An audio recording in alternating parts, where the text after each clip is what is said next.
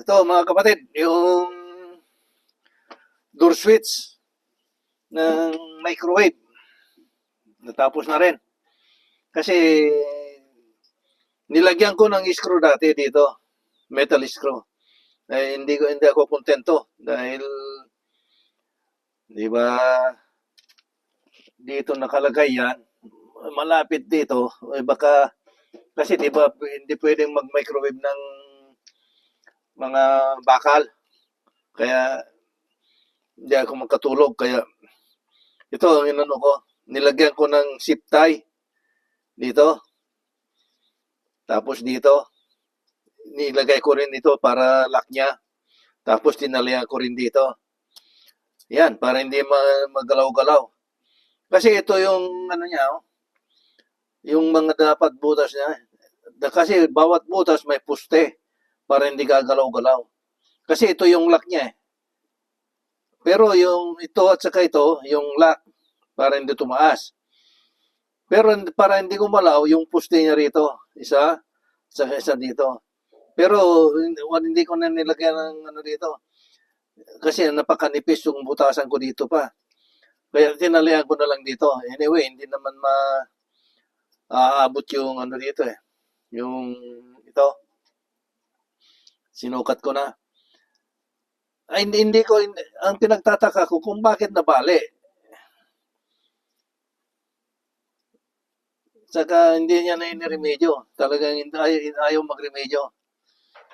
Ngayon, yun Kasi kung gagalaw-galaw yan, maglulus contact. Kaya tinalihan ko rin dito. Kung isa lang dyan, wala dito, maglulus control. Ngayon, testingin na natin. Para malaman natin. Ilagay lang natin sa ohms.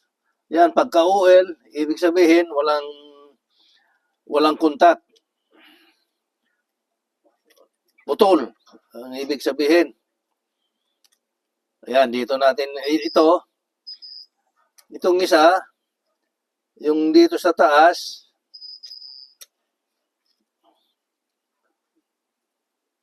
pagka isirado mo yung pinto dito, yung pinto, ilulubog niya yung switch nito, yung ganito. Ito, ilulubog niya yan. Kaya nagkakakontak. Kaya walang kontak. Ganun talaga yan ang niya. Ito naman dito sa kabila, dito sa baba, sa gitna. Yan. Pagka hindi pa nakalubog, yan, nakataas to. Kasi ito yung nagsuswitch na eh. Pagka nakalubog na ganon, walang kontak. Ayan tignan mo, walang kontak. Pagka nakataas yon, nakalabas ito, may kontak. Ngayon, dito sa baba naman, ayun, wala. Kaya i-contact mo yan ganyan, ilubog mo ito.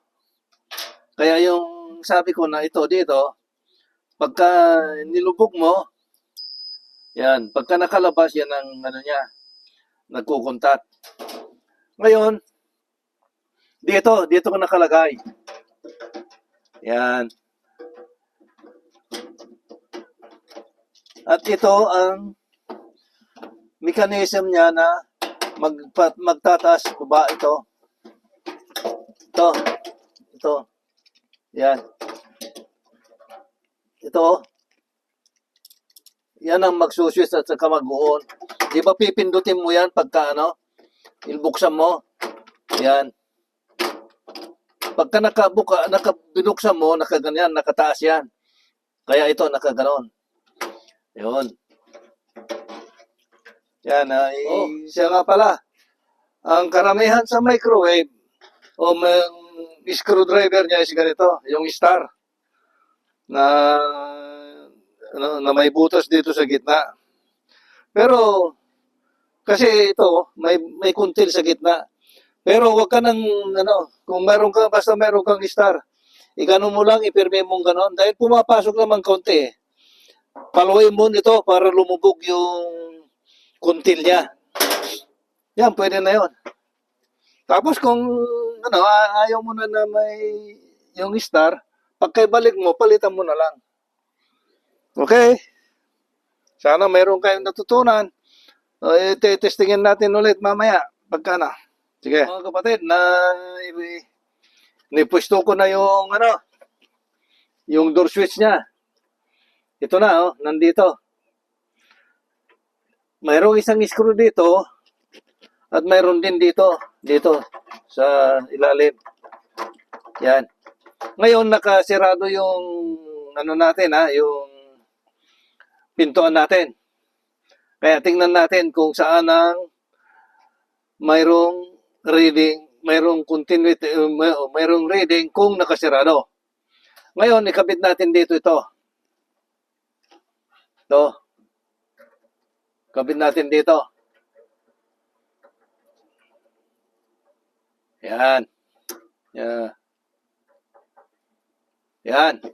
Tapos, yung nandyan sa baba.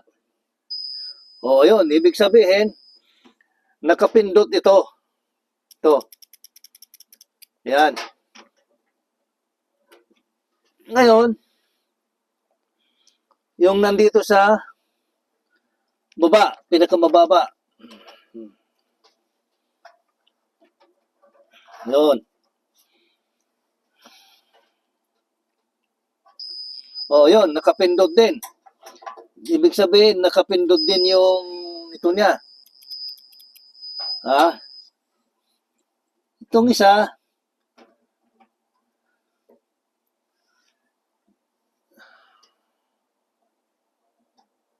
wala. Ibig sabihin, kung wala ito,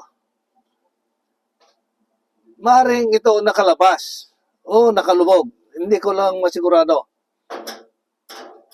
Pero tingnan natin.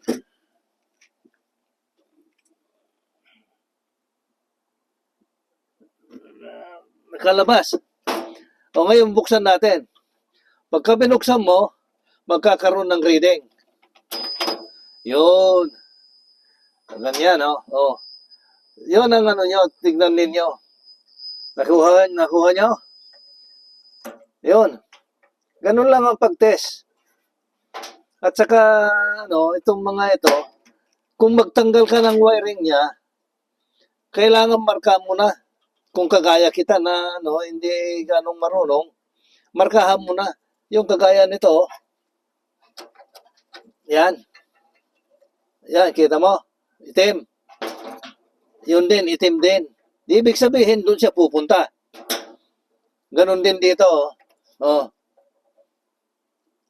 mayroon ding itim dyan.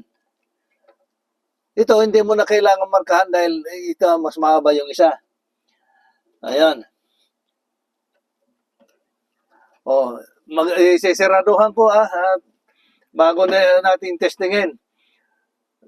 Wag kayong mag-testing na nakabukas, na hindi na isira, na ilagay yung takip.